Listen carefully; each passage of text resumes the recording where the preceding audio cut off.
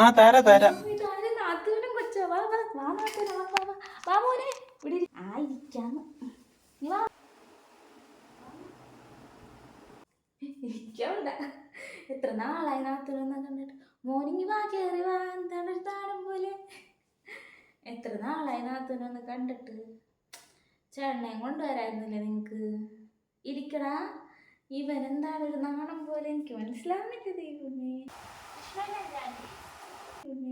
വിഷ്ണുവേ അതാ വരണ. ആ ആന്റിയാ. ഞങ്ങളെല്ലാം അറിഞ്ഞിട്ടാ ജോലി കിട്ടിയെന്ന് അറിയുമ്പോ തന്നെ അങ്ങ് വരാന്നൊക്കെ വിചാരിച്ചിക്കണേ. ഇവന്മാരും ഫ്രീ ആയാലും എന്നെ നമുക്ക് കൊണ്ടുപോകും. അങ്ങനെയാണ്. എനിക്കൊന്നും പറയാനില്ല. ഇളവനാണെങ്കിൽ കൂട്ടും കെട്ട് ഈ അമ്മക്ക് എപ്പോഴും ഇങ്ങനെ ഒരു കുറ്റം പറച്ചില്. പിന്നെ വേറെ ഒന്നും വേണ്ട. ഭക്ഷണം ഇല്ലേലും കുഴപ്പമില്ല. അമ്മ പണ്ടെപ്പോഴൊക്കെ എന്തൊക്കെയോ പറഞ്ഞ് ഉറപ്പിച്ചിട്ടുണ്ടല്ലോ ആ ചെറുക്കനും പെണ്ണും ജനിച്ചപ്പോ തന്നെ. അപ്പൊ ഇവര് ഈ ജോലിയുടെ കാര്യങ്ങളും പറഞ്ഞുകൊണ്ട് ഇവര് ഇത്രയും നാളും നടന്നേച്ച് ഇതൊക്കെ ഒന്ന് വൃത്തിയാക്കി ഇടുന്നാത്തന്നെ. ആകെ കോലം കെട്ടൊക്കെ. അപ്പൊ ഞാൻ പറഞ്ഞു വന്നതെന്ന് വെച്ചാല് കൊച്ചിന് ജോലിയായി. കൊച്ചിപ്പോ ഒരു കാറെടുത്ത് ഇറങ്ങി. വിഷ്ണുവിനെ വിളിച്ച് കൊച്ചെപ്പോഴും പറയല എല്ലാവരും പറയും കാർ എടുക്കണമെന്ന് വിഷ്ണുവിനോട് പറഞ്ഞു കൊച്ചു വിളിച്ച്. അപ്പൊ വിഷ്ണുവാണ് പറഞ്ഞു ഇങ്ങനത്തെ കാർ എടുത്താൽ മതി, അതാണ് നല്ലത്. അവന് ഭയങ്കര ഇഷ്ടമാണ് കാറ്. ആ കാർ ഭയങ്കര ഇഷ്ടമാണ്. എല്ലാം പിന്നെ വിഷ്ണുവിനെ വിളിച്ച് പറയും അല്ലേ. ഞാനാ വിഷ്ണുവിനോട് വിളിച്ച് പറഞ്ഞു ജോലി കിട്ടിയ കാര്യം. ഇവള് ഇപ്പൊ ജോലിക്ക് പോയിട്ട് 1 മാസമാണ്. അത് നമ്മളിത് ഉറപ്പിച്ച് വെച്ചിട്ട് കൊല്ലങ്ങൾ 10-25 കൊല്ലം ആവണുണ്ടല്ലോ. ചെറുക്കനും പെണ്ണിനെ നമുക്ക് അങ്ങോട്ട് കൊടുക്കാം. അപ്പോൾ ഞാൻ പറഞ്ഞു തന്നതേ ഇവക്കിപ്പോൾ 26 വയസ്സായി. 26-28 വയസ്സിനുള്ളിൽ ഇവക്കളുടെ കല്യാണം നടത്തണം. കൊച്ചിന് സർക്കാർ ജോലി കിട്ടി. അപ്പൊ ഇവൻ പറയണത് ഇവന് ഗൾഫിൽ പോണം. സർക്കാർ ജോലിയാണ്. 1 ലക്ഷം രൂപ കൊച്ചിന് 1 ലക്ഷം രൂപയുള്ള ശമ്പളം. അപ്പൊ 1 ലക്ഷം രൂപയും കൊണ്ടൊന്നും അവന് വേണ്ട.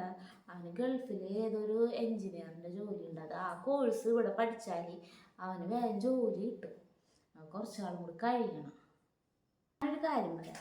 ഇവളുടെ കൂടെ ജോലി എടുക്കണ ഒരു വിഷ്ണു കേട്ടോട്ടാ നാത്തൂന് കേട്ടോ. ഇവളുടെ കൂടെ ജോലി എടുക്കണ ഒരു ചെറുക്കൻ, നല്ലൊരു ചെറുക്കനാണ് നാത്തൂന്. അവന് ഇവളെ കണ്ടിട്ട് ഇഷ്ടം. ഇവളോട് പറഞ്ഞില്ല.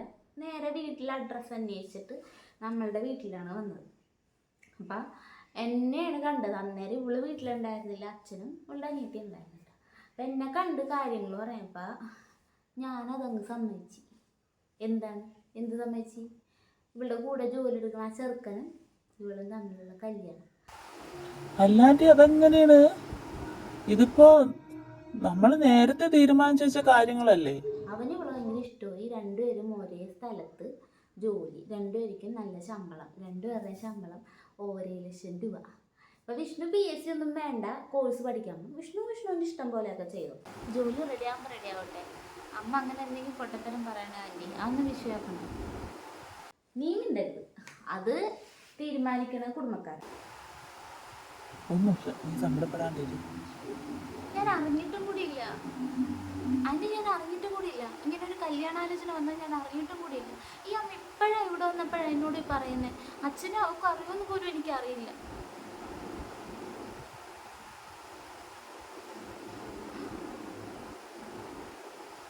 എന്തായാലും 2 മാസത്തിനുള്ളിൽ എന്തായാലും വിഷ്ണുവിന് ജോലി റെഡി ആവാമ്മ. ഞാൻ പറയുന്നത് കേക്ക്. മോളെ, അമ്മ പറയണ കേട്ടില്ലെങ്കിൽ അമ്മ ഇവിടെ ഞാൻ തൂങ്ങും. അമ്മ പറഞ്ഞാൽ കേട്ടില്ലെങ്കിൽ അമ്മ തൂങ്ങും. നീയല്ല തൂങ്ങണ, അമ്മ തൂങ്ങും.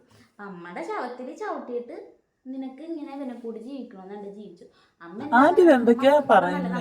മക്കളുടെ നല്ലതാണെന്ന് പറയണം. അത് ഞാൻ പറഞ്ഞോളൂ. ആ ചെറുക്കനും ഇവക്കും കൂടിയുള്ള ശമ്പളം എന്ന് വെച്ചാൽ മാസം 2 ലക്ഷം രൂപയുടെ ശമ്പളം. ഇവൻ ഈ തേരാപ്പാര. ഇവൻ എന്ത് കോഴ്സ് പഠിച്ച് ഇവന് എപ്പോൾ ജോലി കിട്ടാനാണ്? അപ്പം ഞാൻ ആ ചെറുക്കനായിട്ടുള്ള കല്യാണം അങ്ങ് ഉറപ്പിച്ച്. ഞാനിവിടെ വന്നത് ജോലി കിട്ടിയ കാര്യം പറയാനാ, കാറെടുത്ത കാര്യം പറയാനാ. നീ കരയണ്ട, നീ സങ്കടപ്പെടണ്ട. അപ്പം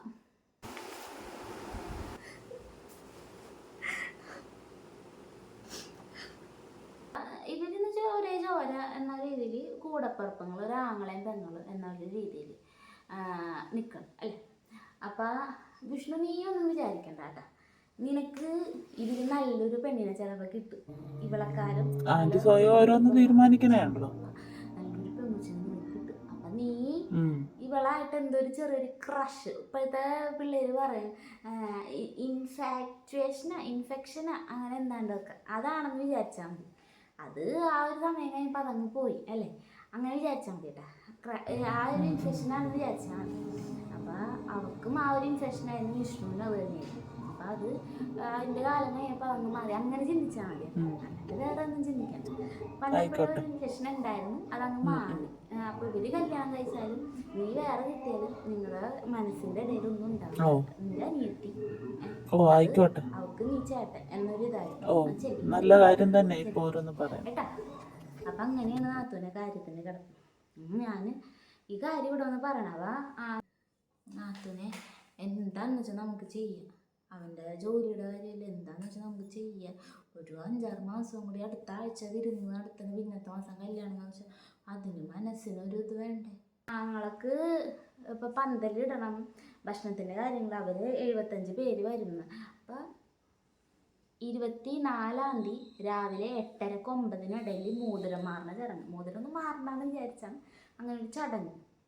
അപ്പം തലേ ദിവസമൊന്നും വരണ്ട, രാവിലെ ഒരു 8 മണിയാകുമ്പോൾ നാത്തൂനും അളിയനും വന്നേക്കണം. ഇളയവനെയും കൊണ്ടുപോകാം. ഇവനെ ഇപ്പം ഇങ്ങനെ നടക്കണല്ലേ, ഇവൻ എന്തായാലും അവിടെ ഉണ്ടാവുമല്ലോ. കൊച്ചിനെ സങ്കടപ്പെടുത്തരുത്. ഒരു ഇൻഫെക്ഷൻ ആയിരുന്നു, ഇവർ തമ്മിലൊരു ഇൻഫെക്ഷൻ ആയിരുന്നു എന്ന് മാത്രം നമ്മൾ ചിന്തിച്ചാൽ മതി അല്ലേ. നമ്മൾ വീട്ടുകാർ ഇറങ്ങിയപ്പോൾ അത് വേണ്ടാന്ന് വെച്ച് അങ്ങനെ ഒരു ഇത് മതി. അപ്പോൾ എടി വാടി കൊച്ച പോവാ. അപ്പോൾ പോവാ. മഞ്ജു, ഞാൻ പറയുന്നത് കേൾക്കുന്നുണ്ടോ?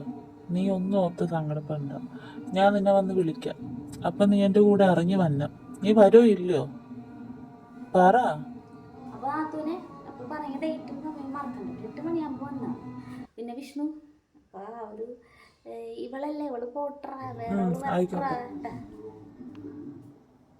അവർക്കൊരു പാഠം പഠിപ്പിച്ചു കൊടുക്കണം. നീ സങ്കടപ്പെടണ്ട. ശരി.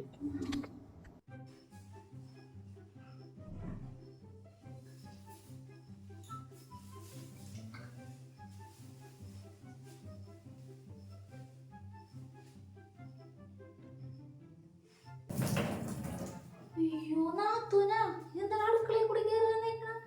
ഞാൻ ഫ്രണ്ട് അതിൽ അടച്ചിട്ടേക്കണേന്നല്ല അതിൽ കയറി വന്നാ.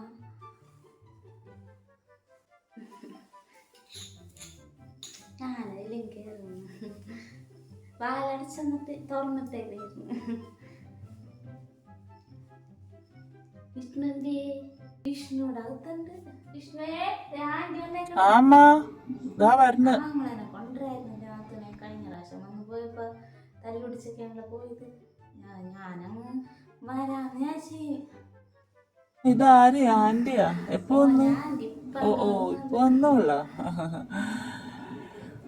ഞാനിതാ ഇപ്പൊ അപ്പുറത്തെ ശാരദ ചേച്ചിയില്ലേ, നിങ്ങളുടെ ഇവിടെ വിറകെടുക്കാൻ വന്ന.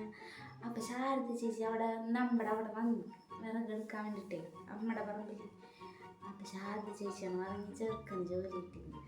ഞാൻ കേട്ടത് കേൾക്കാത്ത ആദ്യം അമ്പലത്തിൽ നിന്ന് വന്നോള്.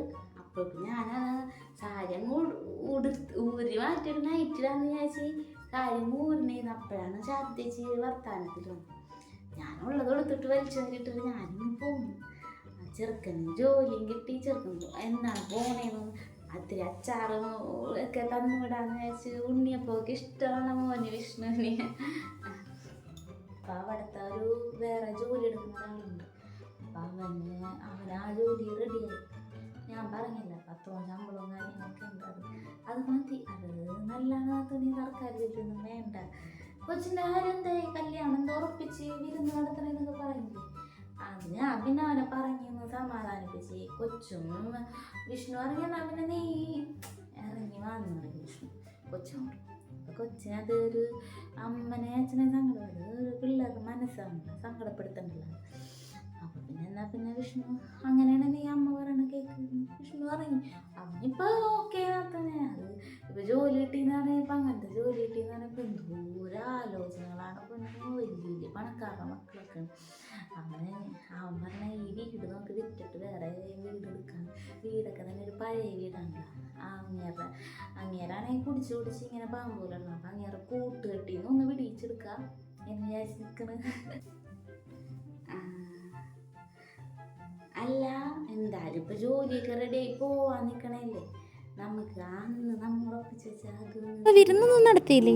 ഇവിടെ വിരുന്നൊന്നും നടത്തിയില്ല.